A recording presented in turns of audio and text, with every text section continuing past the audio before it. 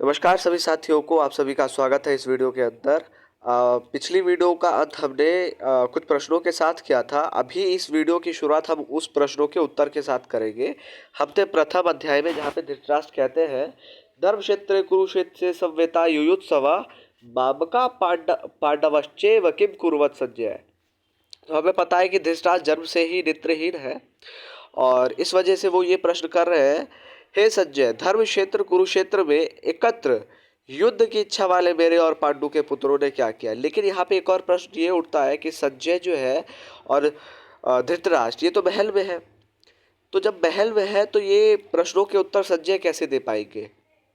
तो इसको जानने के लिए हमें ये जानना पड़ेगा संजय कौन है। संजय जो है ये मंत्री है धृतराष्ट्र के महल में और सारा काम जो है ये संभालते हैं। बहुत ही बड़े विद्वान है और संजय महर्षि वेदव्यास जी के शिष्य रह चुके हैं और महर्षि वेदव्यास जी के शिष्य होने के वजह से वेदव्यास जी ने इनको दिव्य दृष्टि प्रदान किया है। तो दिव्य दृष्टि क्या होता है? ये वह दृष्टि होती है जिसको हम त्रिनेत्र कहते हैं, या ऐसी दृष्टि जो हमें ऐसी चीज दिखा सकती है जो कि आम इंसान, आम मनुष्य नहीं देख सकते, या कोई ऐसी घटना जो कहीं और घटित हो रही हो वो दिव्य दृष्टि के माध्यम से आप देख सकते हैं। तो संजय जो है अपनी दिव्य दृष्टि की शक्तियों से कुरुक्षेत्र में होने वाले युद्ध को देख पाने में सक्षम थे। तो यहाँ पर जो है भगवान श्री कृष्ण अर्जुन के रथ को एकदम मध्य में ले जाते हैं और मध्य में उनके मन के अंदर उठने वाले सभी प्रश्नों के जवाब प्रभु जो है देते हैं और वही ज्ञान अपनी दिव्य दृष्टि से देखकर संजय धृतराष्ट्र को बताते हैं। तो यहाँ पे क्या चर्चा हो रही है, आगे बढ़ता है। यहाँ पे जैसे कि धृतराष्ट्र ने पूछा, हे संजय, धर्म क्षेत्र कुरुक्षेत्र में एकत्र युद्ध की इच्छा वाले मेरे और पांडु के पुत्रों ने क्या किया। तो यहाँ पे एक्सप्लेनेशन समझते हैं। अज्ञान रूपी धृतराष्ट्र और संयम रूपी संजय। तो धृतराष्ट्र को अज्ञान का स्वरूप बताया गया है। अज्ञान का स्वरूप क्यों बताया गया है? क्योंकि उनको पता है कि उनके जितने भी पुत्र हैं वो सभी अधर्म के मार्ग पे हैं, फिर भी वो अपने जो मोह है उसको त्याग नहीं पाए। और संयम रूपी संजय, संजय को जो है संयम का प्रतीक बताया गया है। अज्ञान मन के अंतराल में रहता है। तो अज्ञान ये बता रहे हैं कि जो अज्ञान है मन के बहुत ही गहराई में रहता है। अज्ञान से आवृत मन धृतराष्ट्र जन्मांध है। यानी कि अगर हम बोले कि जो धृतराष्ट्र है ये जन्म से ही अंधा है, क्यों? क्योंकि ये अज्ञान का प्रतीक है। तो जो अज्ञान होता है वो इंसान को क्या कर देता है? अंधा कर देता है। किंतु संयम रूपी संजय के माध्यम से वह देखता है, सुनता है और समझता है। लेकिन किसी मनुष्य के अंदर अगर संयम आ जाता है तो वो संयम उस इंसान को रास्ता दिखाता है, चीज़ों को समझने में मदद करता है और परमात्मा का सत्य भी हम उस संयम से देख सकते हैं। फिर भी जब तक इससे उत्पन्न बहुरूपी दुर्योधन जीवित है, लेकिन यहाँ पे दुर्योधन को मोह रूपी दुर्योधन कहा गया है, यानी कि दुर्योधन को अभी मोह का प्रतीक बताया गया है।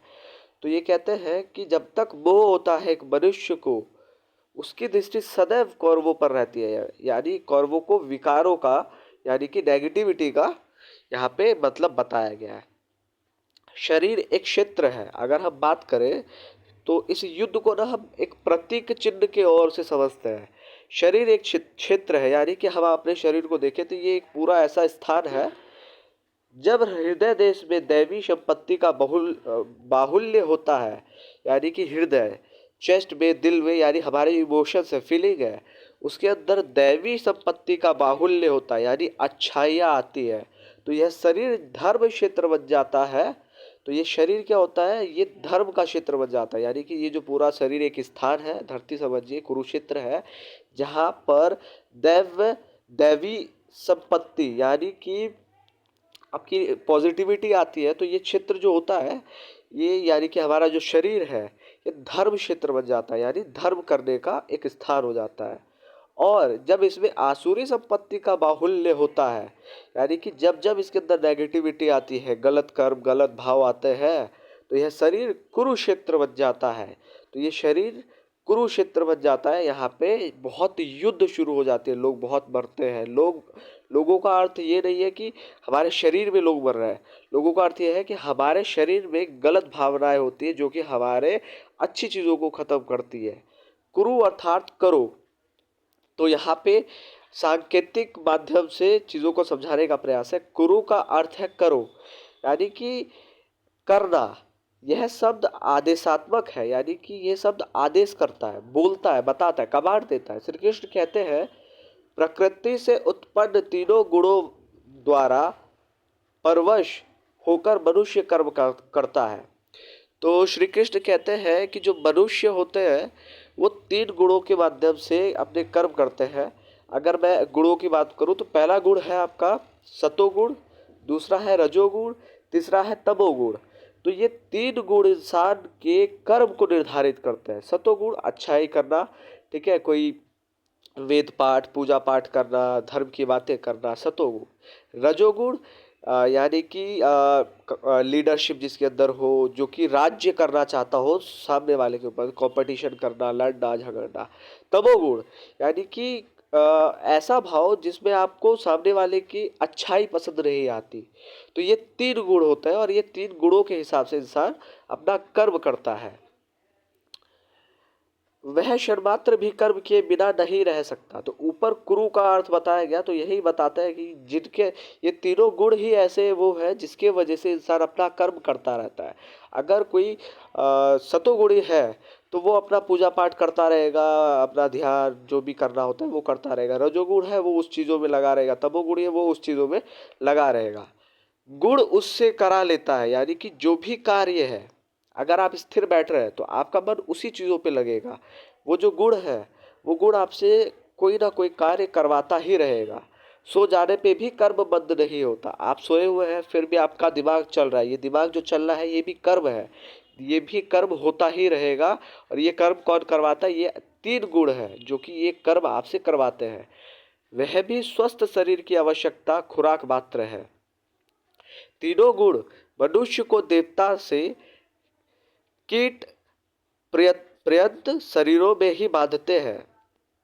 तो यहाँ पे ये कहने का अर्थ है कि ये जो तीन गुण है ये इंसान से कर्म करवा कर इंसान को इस शरीर के बंधन से बांध के रखते हैं। अब ये शरीर का बंधन क्या है, जब आगे आप धीरे धीरे बढ़ेंगे तो समझते जाएंगे।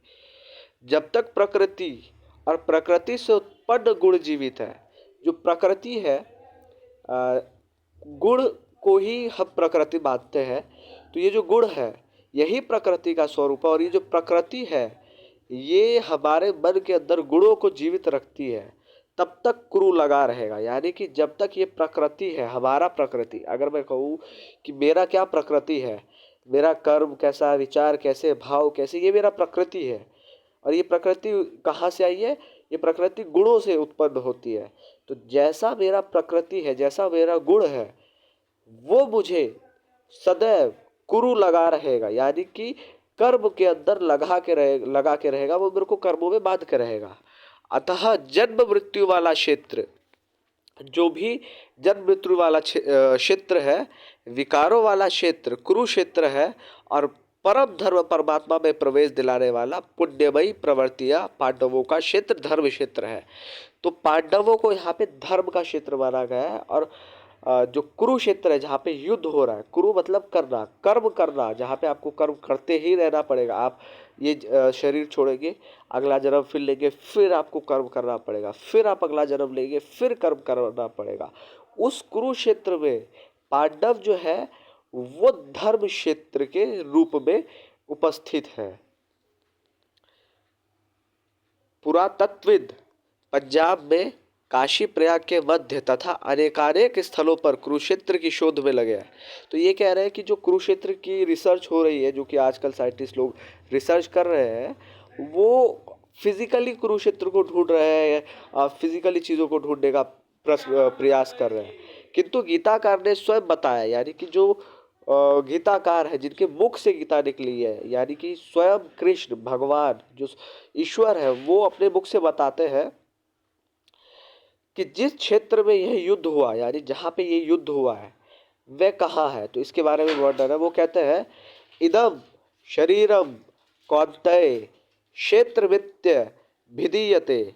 इसका अर्थ है अर्जुन, यह शरीर ही क्षेत्र है, यानी कि जितनी भी युद्ध हो रही है, भावना है, सारी चीज हो रही है, ये शरीर ही क्षेत्र है। और जो इसको जानता है, इसका पार लेता है, वह क्षेत्रज्ञ है। यानी कि जो इस शरीर को कुरुक्षेत्र के स्वरूप में जान लेता है और इसकी चीजों को, यानी कि ये जो कुरु कुरु हो रहा है, यानी कि कर्म हो रहा है, तीनों गुणों को जान लेता है, वो क्षेत्रज्ञ है। यानी कि आपको यहाँ पे ज्ञान होना जरूरी है, अवेयरनेस होना जरूरी है कि यही शरीर है जिसके अंदर बहुत ज्यादा कर्म होता है। अगर आप ध्यान लगा के थोड़ी देर बैठेंगे, आपसे नहीं बैठा जाएगा। क्यों? क्योंकि आपका दिमाग, आपका जो गुण है, ये जो 3 गुण है, आपको लगातार कोई ना कोई काम करवाता रहेगा। आगे उन्होंने क्षेत्र का विस्तार बताया। श्री कृष्ण आगे बताते हैं जिसमें 10 इंद्रियां हैं। यहाँ पे 10 इंद्रियों की बात हो रही है। इंद्रियां क्या होती है? मन, बुद्धि, अहंकार, पांचों विकार और तीनों गुणों का वर्णन है। तो इंद्रियां आपके जो है 5 इंद्रियां होती है, जैसे कि आपके 5 सेंस ऑर्गन्स है।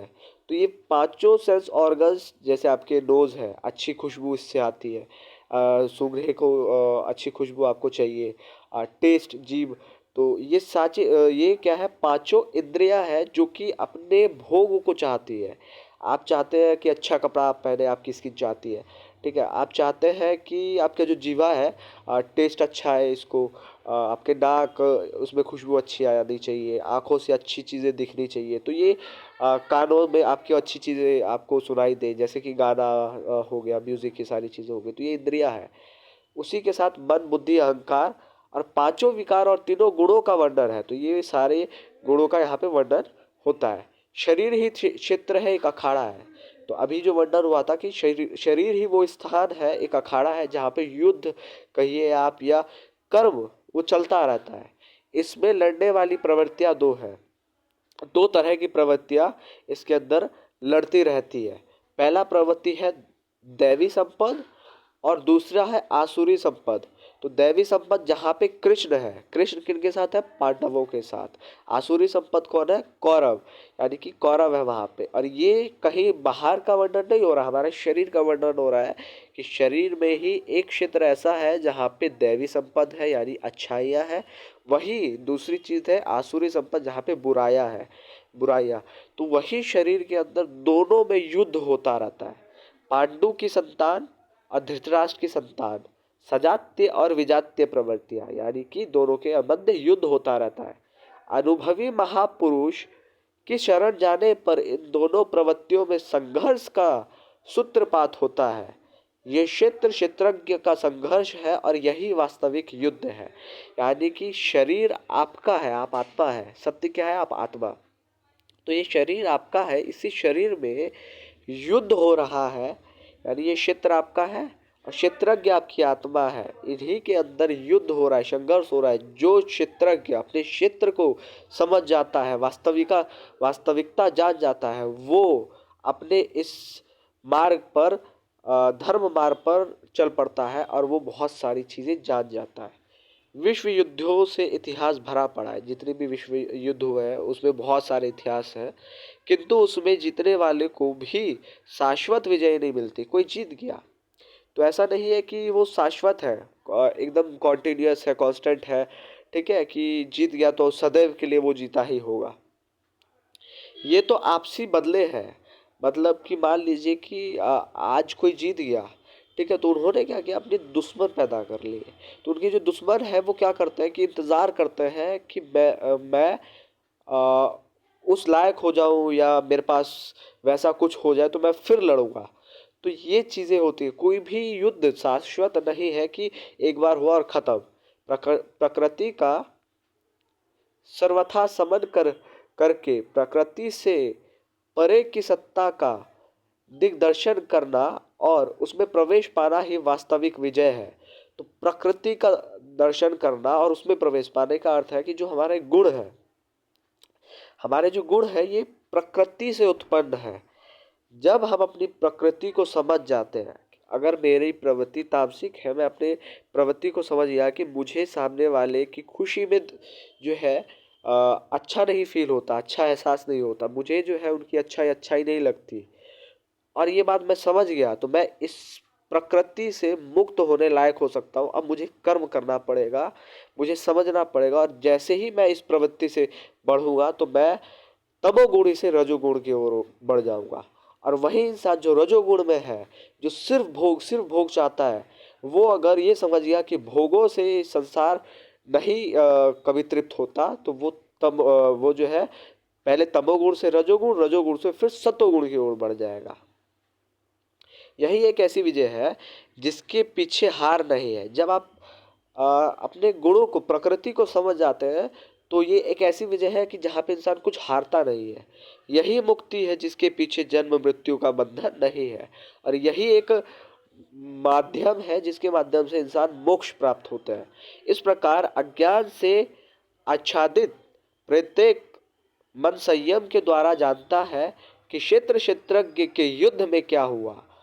अब जैसा जिसके संयम का उत्थान है वैसे वैसे उसे दृष्टि आती जाएगी। यानी कि जब युद्ध होता है आपके मन के अंदर नेगेटिविटी भी है, पॉजिटिविटी भी है। आपकी अगर नेगेटिविटी ज़्यादा है तो वो पॉजिटिविटी के ऊपर हमेशा हावी रहेगी। लेकिन आपको ये समझना है कि उसका जो आपका प्रकृति है अगर वो नेगेटिविटी के तरफ है तो वो नेगेटिविटी क्या चीज़ कर रहा है, क्या गलत कर रहा है। यानी कि ये पूरी चीज़ें हमें एक चीज़ की ओर ले जाता है, वो है अवेयरनेस, कॉन्शियसनेस। हमें अपनी चीज़ों को अवेयर होना सीखना पड़ेगा। हमारा ये शरीर के अंदर जो युद्ध हो रहे हैं और सबसे बड़ा युद्ध होता है मन का। तो ये जो मन में युद्ध चल रहा है अच्छाई और बुराई का, यही चीज़ निर्धारित करेगी कि आपको मोक्ष मिलेगा या नहीं। तो इस वीडियो को अभी यहीं पे अंत करते हैं।